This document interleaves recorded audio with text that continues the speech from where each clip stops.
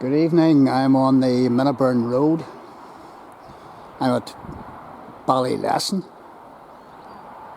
just outside Belfast, up a bit from Shaw's Bridge, and I'm standing across the road from Holy Trinity Church. Holy Trinity, Ballylesson Church of Ireland, and this is actually Drumbo Church of Ireland.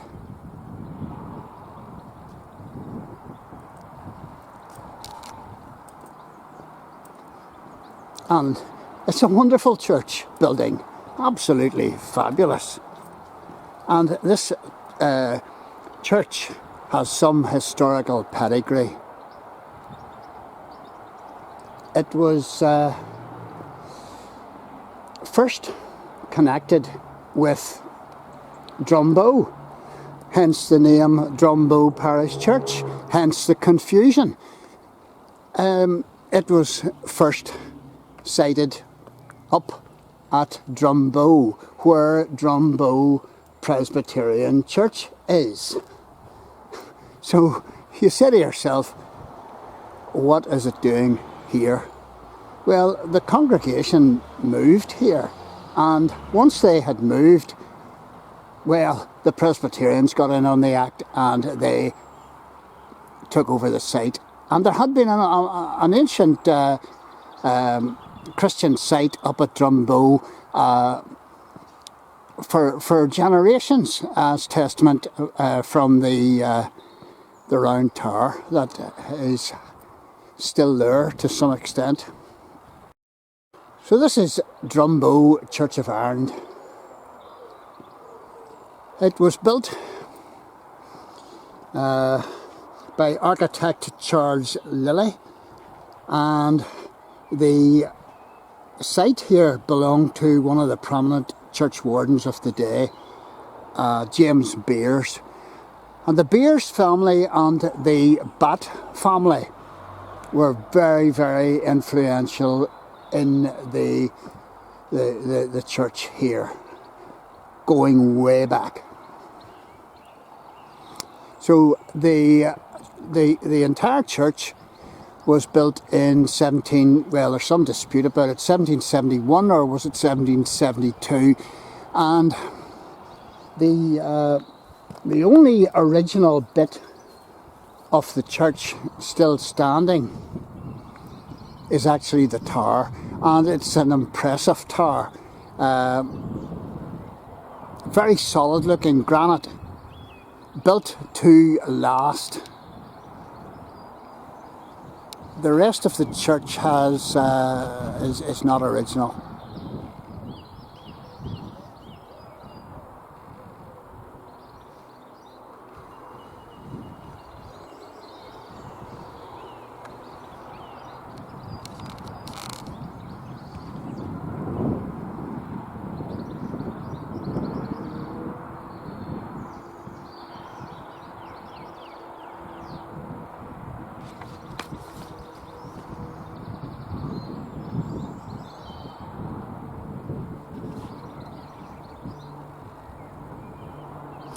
The Batt family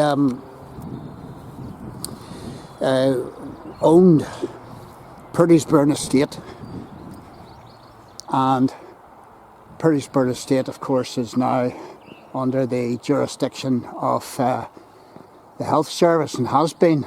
Presbyterian Hospital was there, and still is, all the chalets. So let's just have another wee closer look.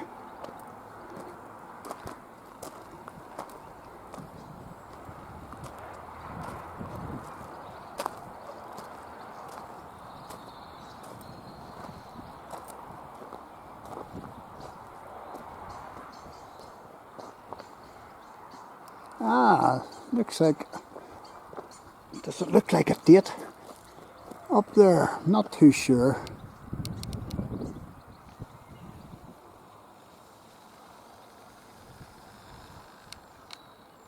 No. Might have been an old clock up there at one stage.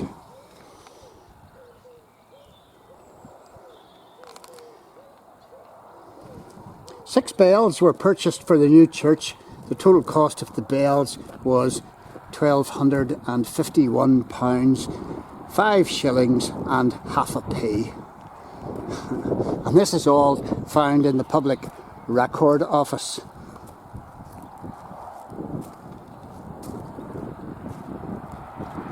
A copy of the deed of consecration of the church is framed and hangs inside.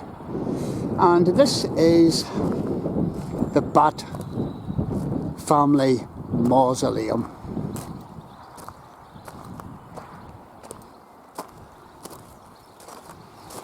And the way that you get into this mausoleum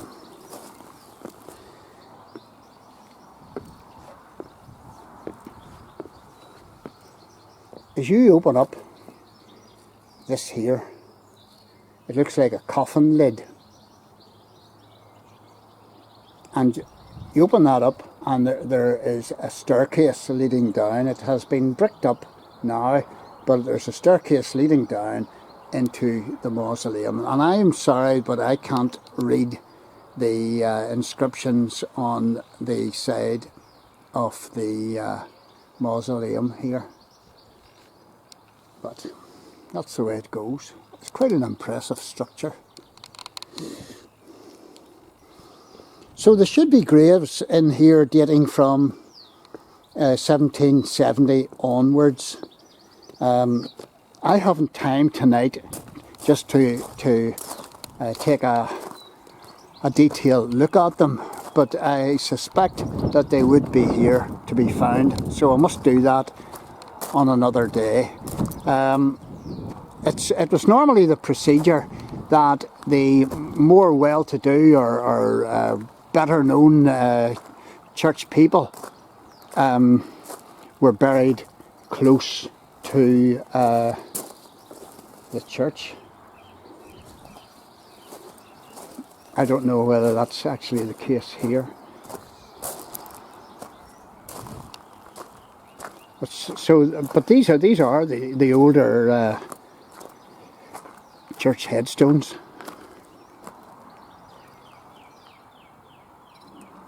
Just seeing if I can see a date handy. 1881.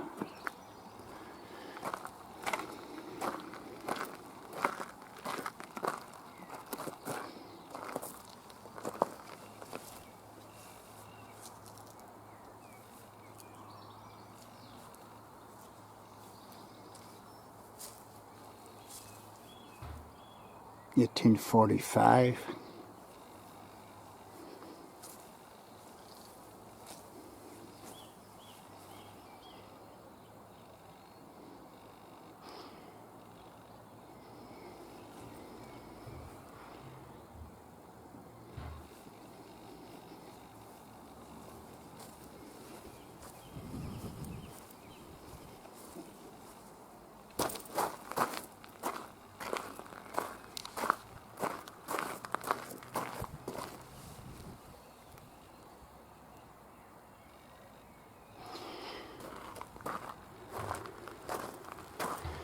An old slate headstone there.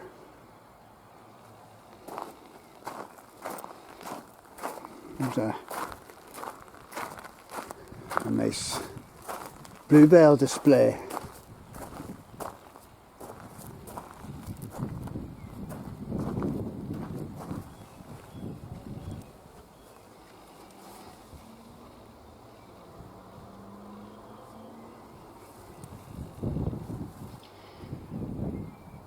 Beautiful, beautiful church. Rose window.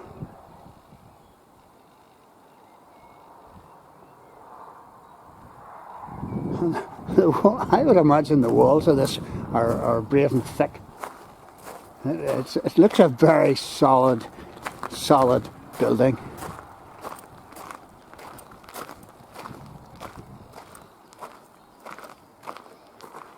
1842.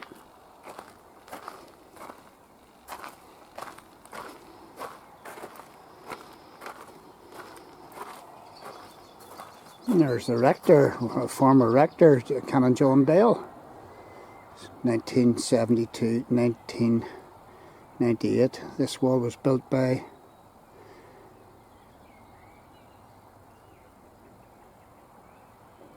Mr. Edward Dodd, sexton of Holy Trinity, Ballylesson.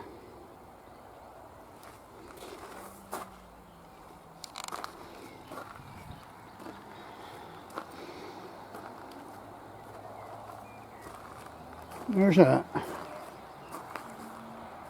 grave of a Polish man, I believe. And I believe he was in the PSNI. Who came over here to live and join our police.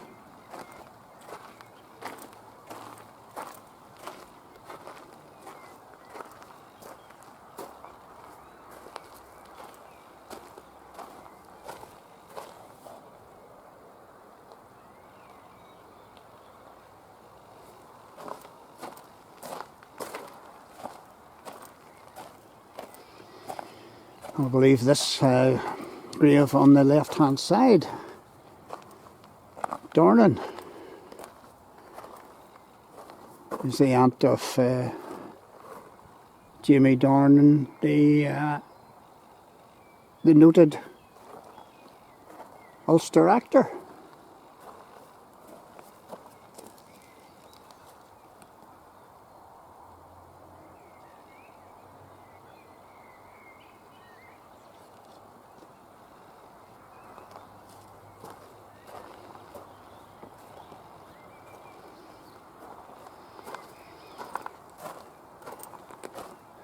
And this is a headstone I wanted to, I knew it was here.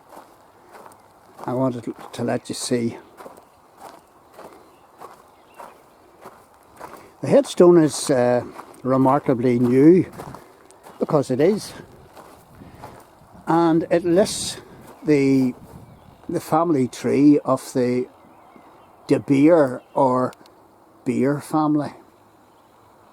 And they were very, very influential in all that happened in this church, Drumbo Parish Church. Huguenot heritage, and we're talking 1522 from the province of Orange, France, and Galway, County Down. So they must have lived down opposite the forest side at one stage. And there's one of them occupied Beaver House.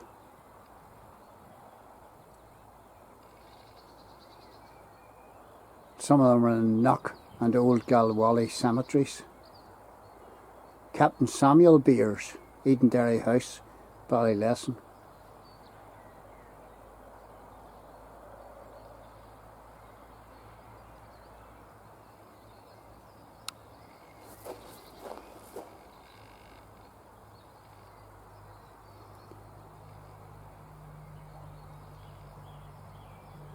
The Batt family have, that I mentioned earlier, have more or less died out. And I think maybe the Beers family also.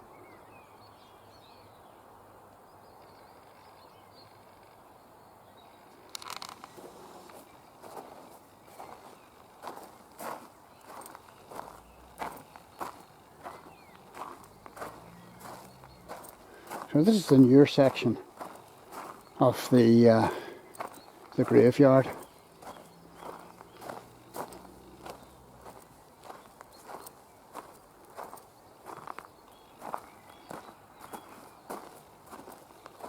And there's a particular grave I want to stop at here, because it was the grave of a local artist, and I don't see any name on it, but apparently he designed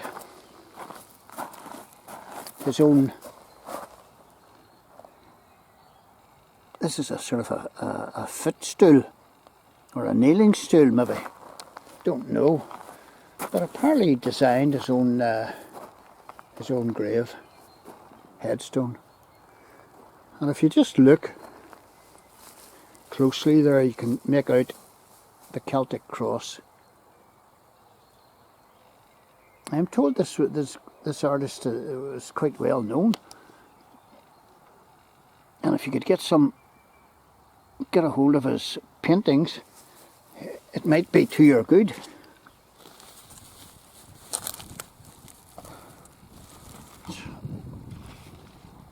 Sort of Celtic type inscription there that you would get on the side of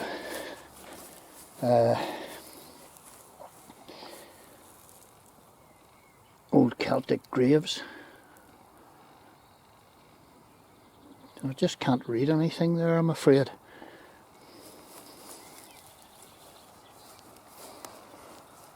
There's wee primroses coming up, which is quite nice.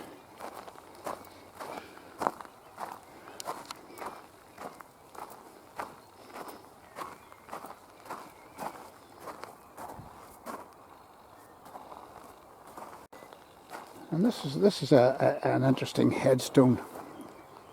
This is the grave of David W. Gooding. David Gooding only died there in 2019. Not here, absent from the body and at home with the Lord, 2 Corinthians 5 and 8. And he's a top theologian, friend of another theologian, your man Lennox. This boy, he was a top man.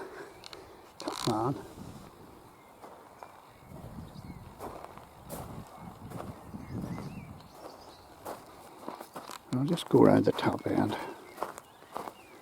And this is the kind of farmland we're looking out at here. There's a swallow flying. Absolutely gorgeous, the aspect here.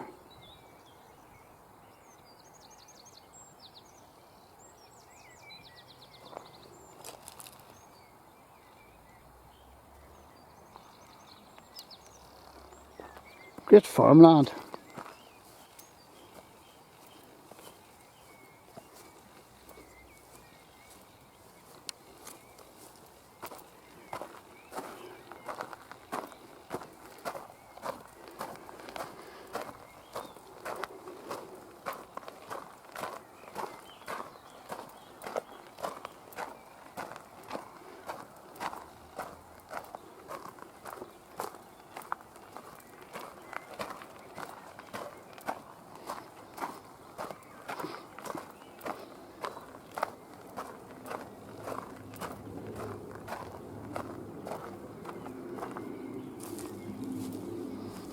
I like that. Very simple, but so nice.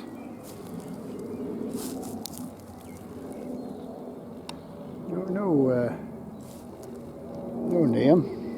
At least I can't see one.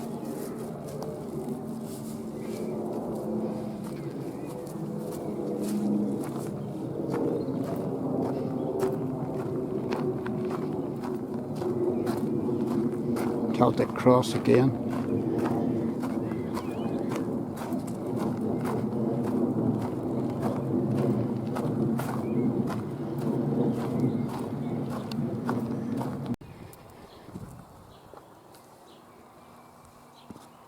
And there's a soldier. Royal Irish Rifles.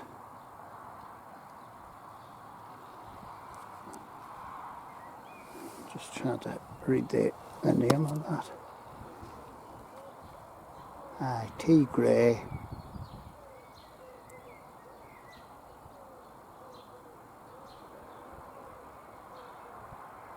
(23rd May 1916, age 23. Oh dear.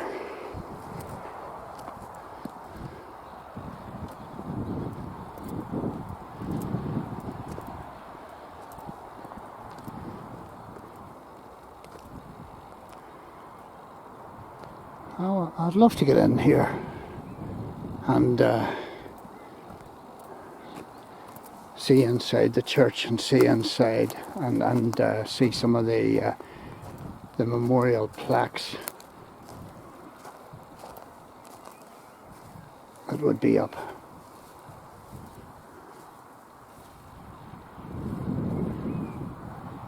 Beautiful, beautiful church building. And I'll leave you with another look at the notice board here.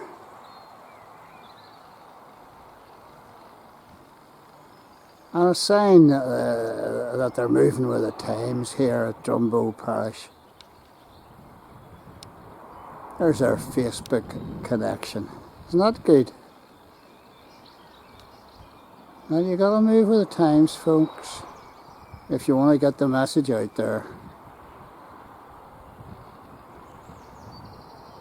And use all methods of communication. Well done, Reverend Jamison.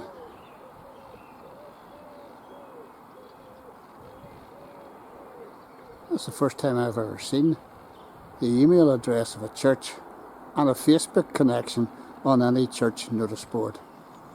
Well done.